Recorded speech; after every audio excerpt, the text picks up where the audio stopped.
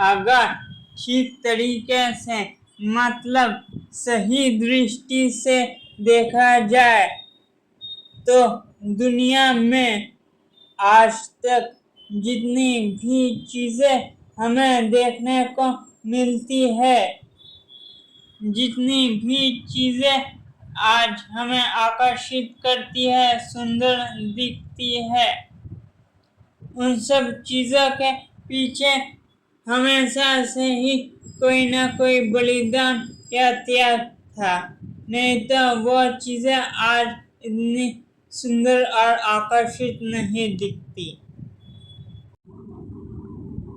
जिस तरीके से सोने को पिघला के तरह तरह के जेवर, गहने इत्यादि बनाए जाते हैं, उन सब चीज़ों के पीछे कहीं ना कहीं उन्हें बहुत ही गर्म और सख्त पद्धति से गुजरना पड़ता है।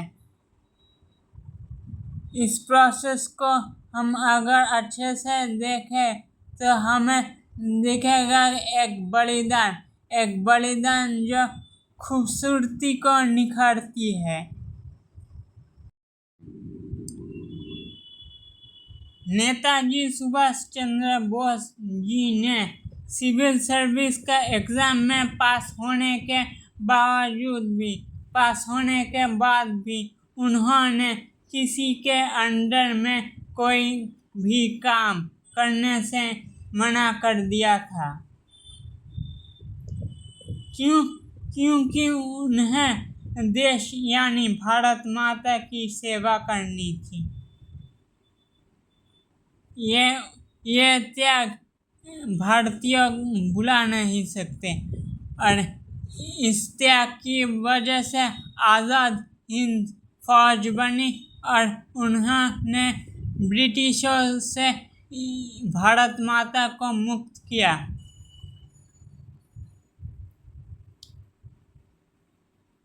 नेताजी सुभाष चंद्र बोस की यह कुर्बानी हम भुला नहीं सकते। नेताजी सुभाष चंद्र बोस ने खुद ये भारतीयों से कहा था कि तुम मुझे खून दो और मैं तुम्हें आज़ादी दूंगा। नेताजी की तरह बहुत सारे देश प्रेमियों ने आज़ादी के लिए अपनी ज़िंदगी को कुर्बान किया था, मतलब उन्होंने ये बलिदान दिया था देश माँ भारत माता को। हर चीज़ जो आज हमें दिख रही है उस चीज़ के पीछे कहीं ना कहीं कोई ना कोई बलिदान है। हर चीज़ को बनने के लिए एक पद्धति से गुजरना पड़ता है, फिर ही वो सही आकार में आता है और सुंदर दिखता है।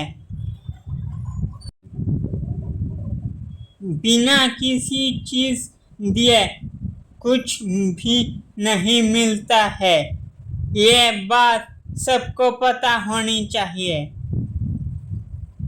जो धरती इतनी सुंदर दिख रही है उसके पीछे का इतिहास बहुत ही दर्दनाक होगा, जिसके कारण आज ये इतनी सुंदर दिख रही है। आज जो हमें हमारे देश में आज़ादी से लोग घूम फिर रहे हैं, इस चीज़ के पीछे कहीं ना कहीं खून से रंगा इतिहास को हमें भूलना नहीं चाहिए।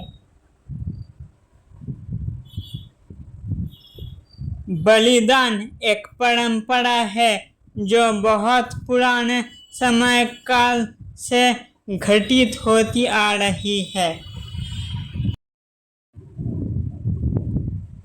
प्रकृति स्वयं बलिदान मांगती है।